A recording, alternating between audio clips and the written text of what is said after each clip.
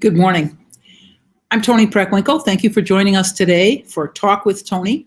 We're highlighting Small Business Week, which runs from May 2nd to May 8th. More than 50 years ago, the U.S. Small Business Administration started celebrating National Small Business Week to recognize the vital contributions of America's small business owners and entrepreneurs. I'm pleased to celebrate this week in Cook County and acknowledge the small businesses that are the backbone of our communities.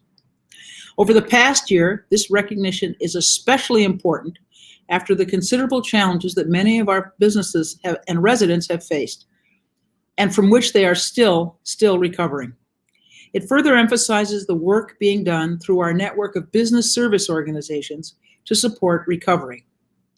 Together, our partners have provided webinars, one-on-one advising, grant application assistance, and educational resources to bookstores, barbershops, and bakeries throughout Cook County, just to name a few of the kinds of mom and pop shops we've helped.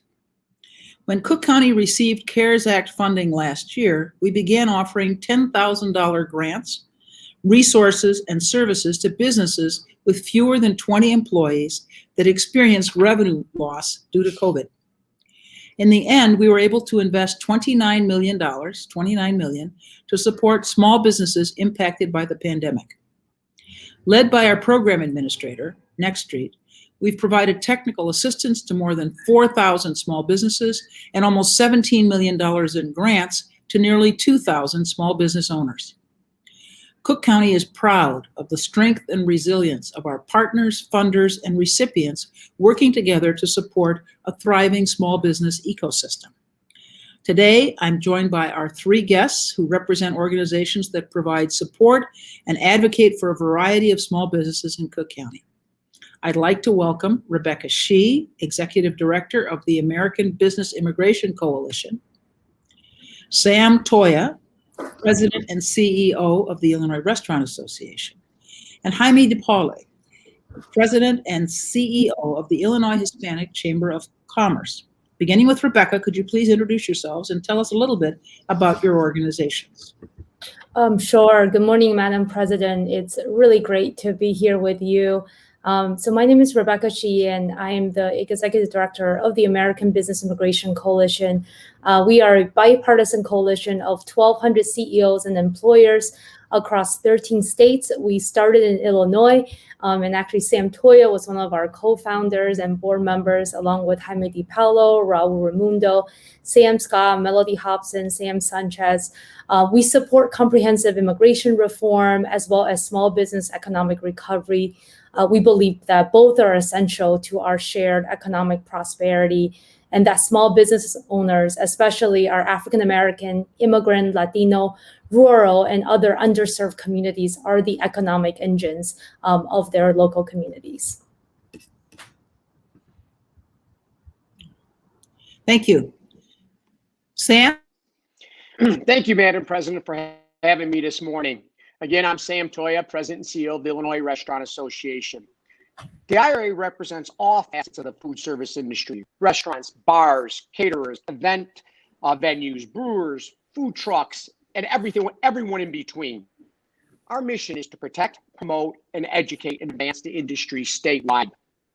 Pre-COVID, our industry was the largest private sector employer here in the state of Illinois in the food service restaurant industry, with over 524,000 people working in the industry, with over 25,000 eating and drinking establishments. The NRA, the National Restaurant Association, predicts that we could lose up to 20% of those restaurants. That could be 5,000 restaurants here in the state of Illinois. It will be a long road to recovery, as more than 100,000 food services jobs were lost in our industry since last February. We were the first industry to be shut down, and all likelihood would be one of the last industries to fully reopen. But with vaccines, federal relief, warmer weather, and outdoor dining, we're seeing some light at the end of the tunnel. We've appreciated the ongoing communication and partnership we've had with Cook County over the past year. The county has been working to offer financial relief and assistance every step of the way through the Community Recovery Initiative, rental assistance program for residents, deferred taxes for business, now vaccination events for restaurant workers, and much more. I want to thank you, President Preckwinkle, and the county board for your leadership. I'm looking forward to our conversation today.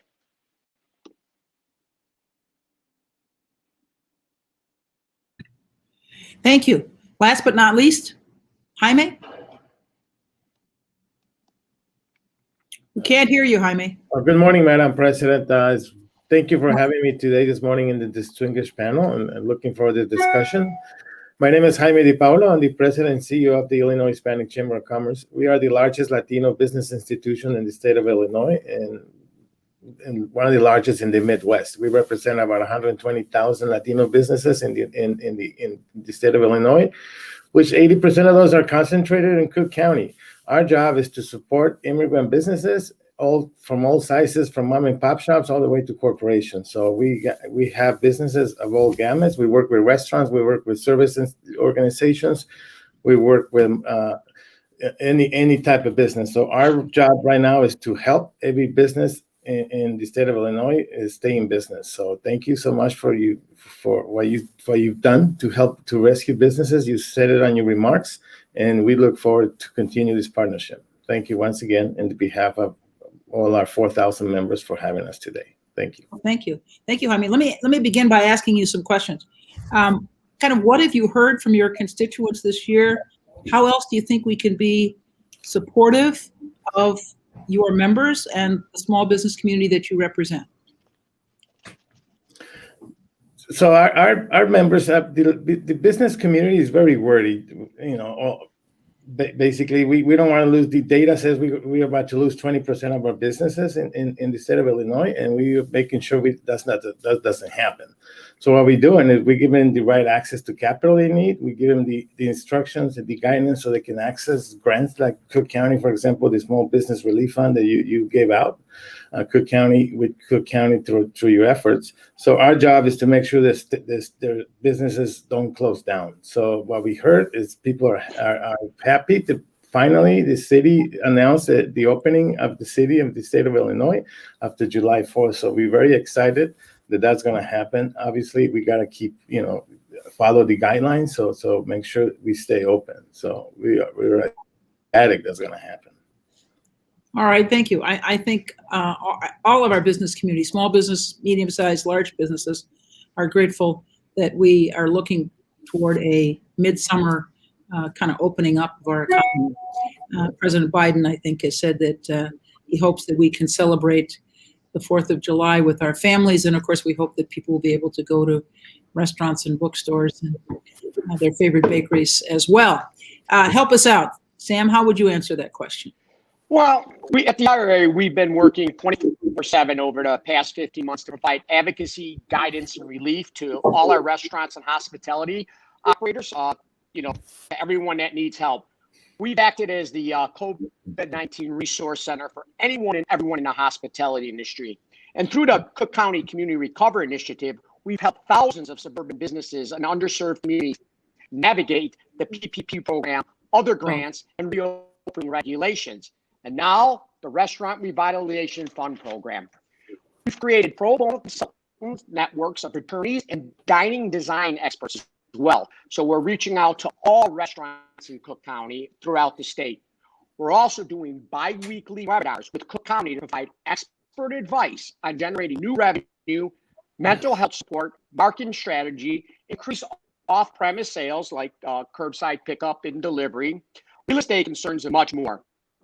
Some other forms of support we've been offering includes the IRA, the Illinois Restaurant Association Educational Foundation Employee Relief Fund, which has given out over $250,000 and $500 grants to people that work in the industry to help pay for groceries, their rent, utilities, and further support from the county too. Any additional grants that become available would be huge. We thank you for your leadership in this, and we also desperately need workers. So we're continuing to help place workers in jobs through the Chicago Cook Workforce Partnership as well. So the technical assistance provided through the Community Recovery Initiative is very helpful to suburban businesses. So thank you.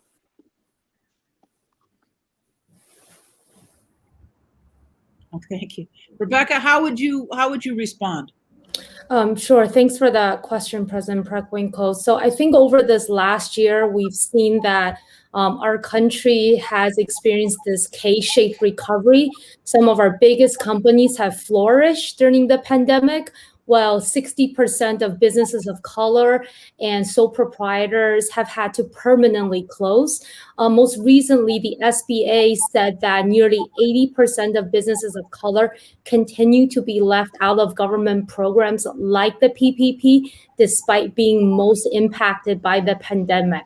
I just want to say that at the beginning of COVID-19, Cook County, thanks to President Preckwinkle's vision and her team, Sochi, Irene, Dooney, started this technical assistance program to not include, but actually prioritize and lead with targeting the PPP for the smallest businesses and minority-owned businesses in Western Cook.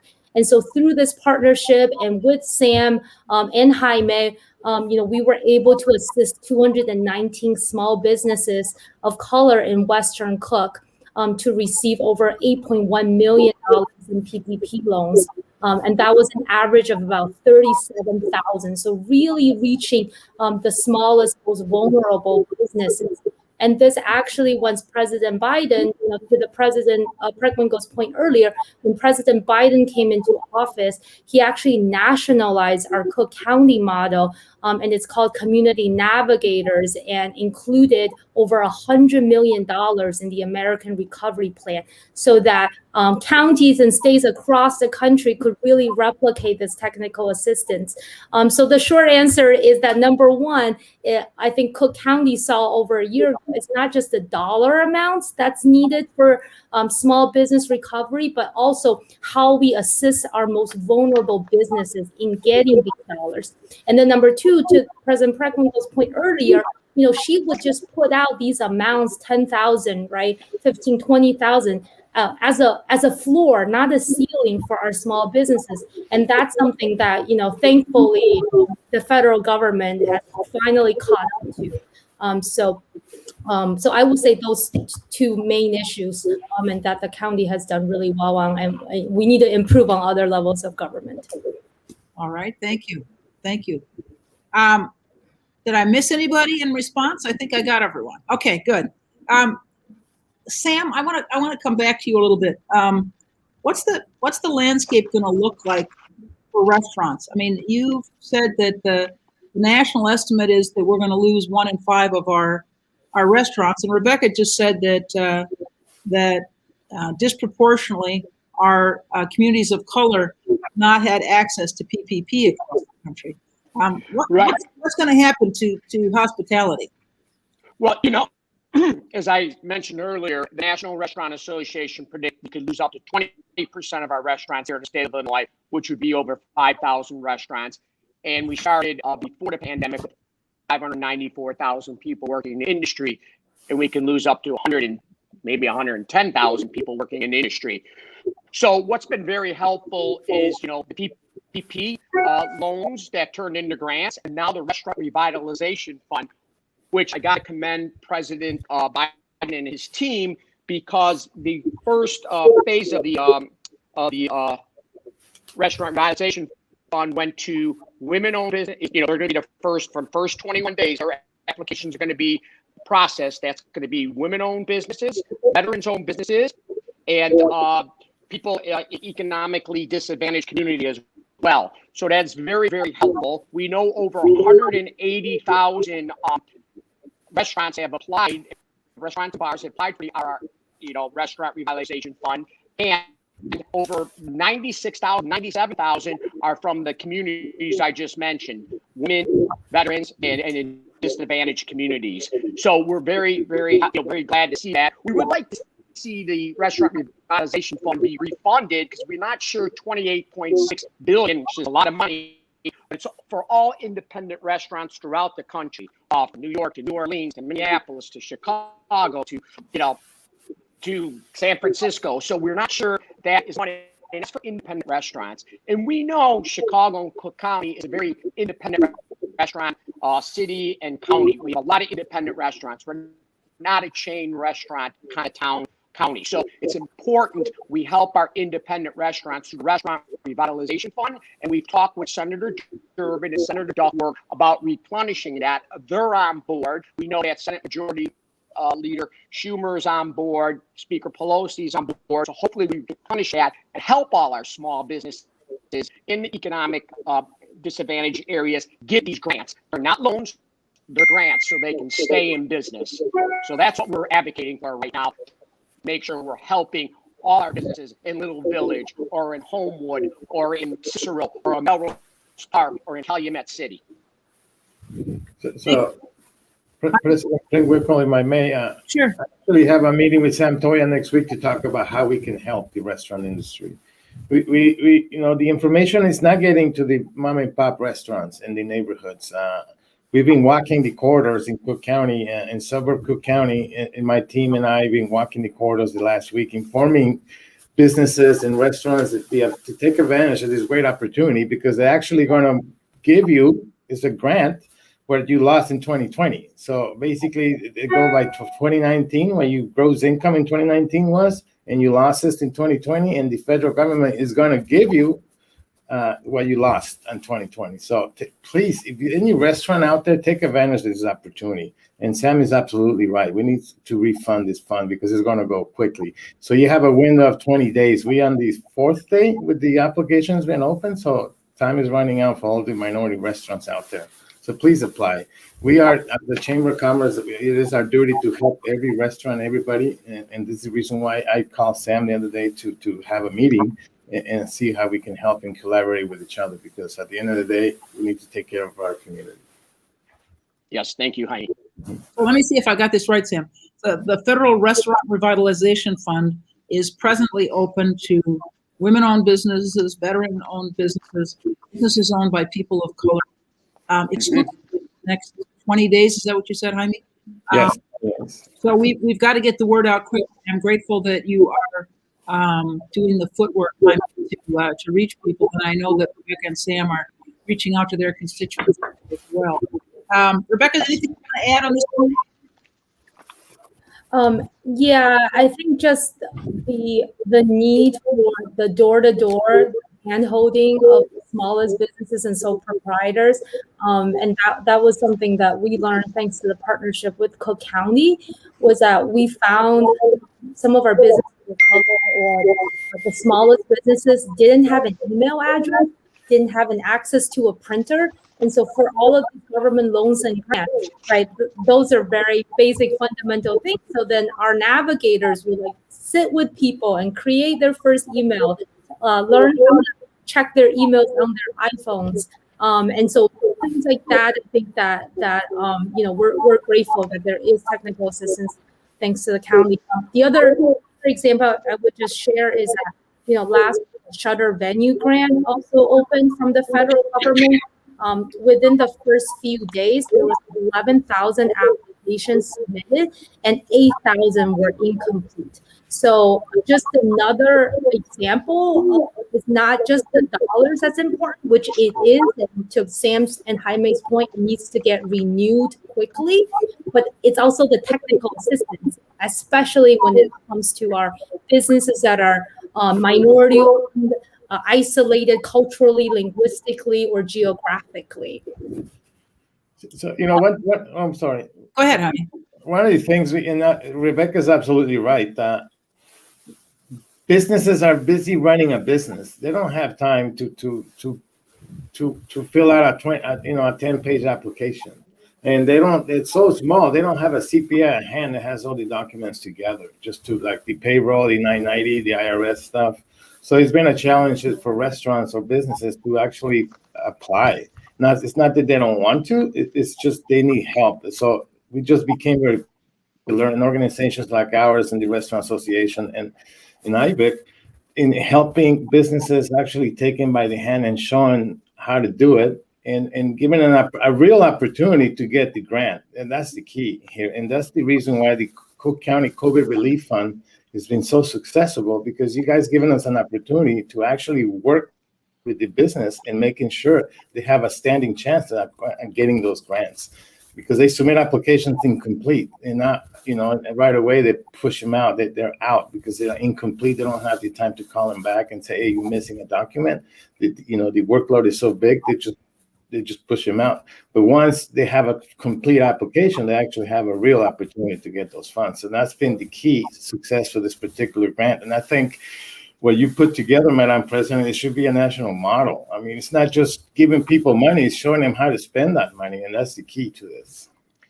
Exactly, Jaime. So right. That's what we've been doing at the Illinois Restaurant Association, ABIC, and the Hispanic Chamber of Commerce is reaching out to our small businesses throughout Cook County and educating them, because communication, education, are the key to success. And that's what we've been doing, is communicating and educating our small business owners, restaurant owners, operators, how to apply first for the PPP and now for the RRF. So it's so important that we keep reaching out to our small business owner, restaurant owners, and it's been great with your leadership and the Cook County initiative, getting to reach out to these restaurants throughout the county, because they would have no idea and they would be left behind. And we don't want nobody left behind, and that's why we need to get the RRF replenished with more money so we can keep reaching out to our small business owners of color throughout the county.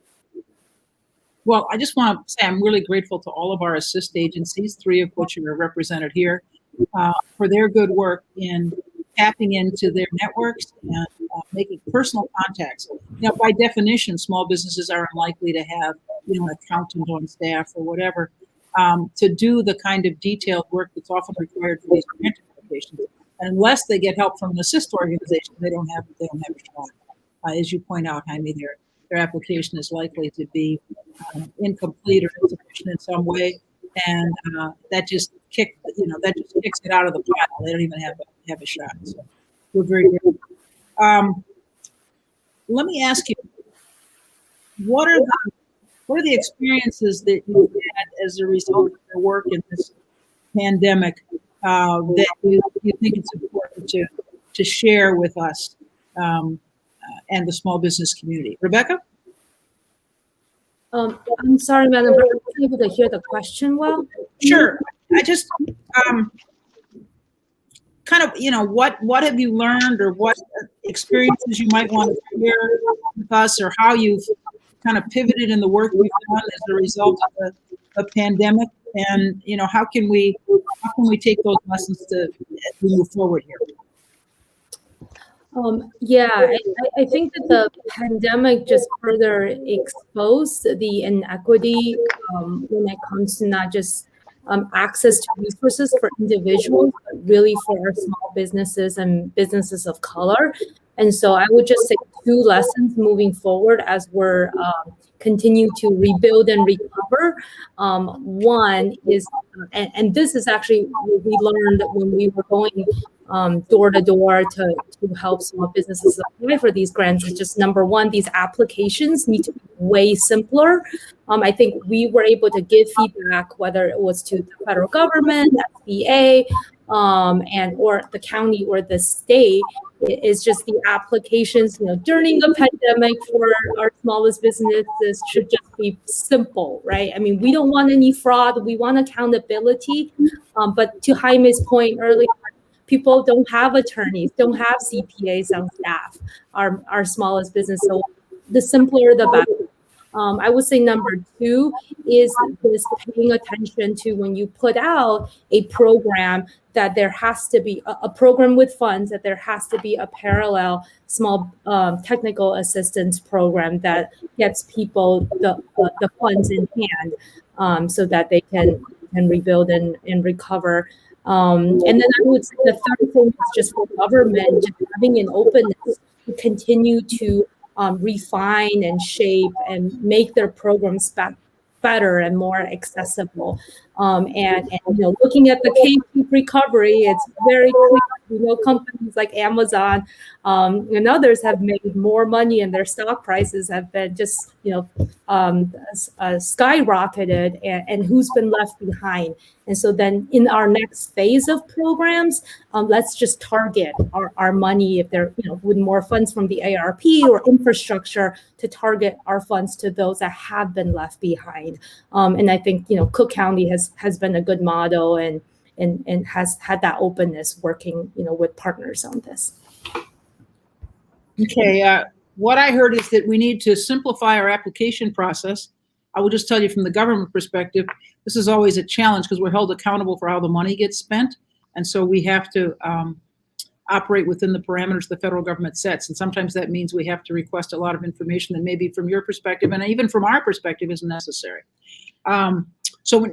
What's important is we provide not only money, but advising, technical assistance support of a variety of kinds. That we change our programs to meet the needs of our constituents as we develop the programs, and that we target those who have been left behind in the past. All right, Sam, you want to add anything to Rebecca's very good list here? No, I mean, just again, it's so important that we keep communicating with our restaurant owners, operators, how to fill out the forms, how to give them assistance with lawyers or accountants, because we don't want them being left behind. And my concern is we're still restaurant owners, operators out there that haven't applied for the RRF. We need to keep reaching out to them. That's what we're doing with our teams, reaching out to these restaurant owners, operators who apply for RRF. And that's why, again, I'm being redundant here, but we need the federal government to step up and replenish the RRF so every small business restaurant can be part of this. I mentioned this to you, President Preckwinkle, because I know you talked to Senator Durbin and Duckworth, and you can mention to them how important it is to replenish the RRF. Okay. Actually, I have to make some calls this week, so I'll add that to the list. I've talked to them. Thank you. All right. Thank you very much. Jaime, you get the last word. Want to add anything? I want to reiterate everybody what Rebecca and Sam said, but the actual restaurant application is very simple. In a way, it really takes you like 15 minutes to complete if you have all that documents together. We simplify, we came out with a document here. It's in English and in Spanish. It just answered 3 questions, and if you answer those questions correctly, you can actually apply for the application. So if you visit our website, and I'm sure Sam has some information, and Rebecca, we do. You can download the application and fill it up on the spot. I mean, we cannot reiterate what Sam said. We got to make sure every single food service industry restaurant gets access to these funds. We need to, we owe it to our community.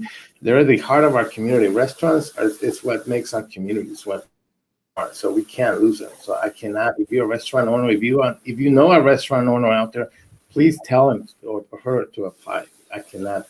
It's very important that you fill out as Jaime mentioned, fill out the form right, because it goes to SBA and then the IRS. So make sure you're filling out the exact numbers from 2020 and 2019 when you're filling this out. Very important. Please do not, make sure all your numbers match up, because it will go to the IRS as well. Yes. And then, you can give us a call. We have a call center on site. You can call us, and we have information bilingual. We can actually take you step by step filling out that application. I have a team of 15 advisors that they can help you do that. And I'm sure Sam does, and Rebecca does too. Yes. So please reach out, like Jaime says, to ABIC, Hispanic Chamber of Commerce, and Illinois Restaurant Association. We're here to educate and communicate. Thank you.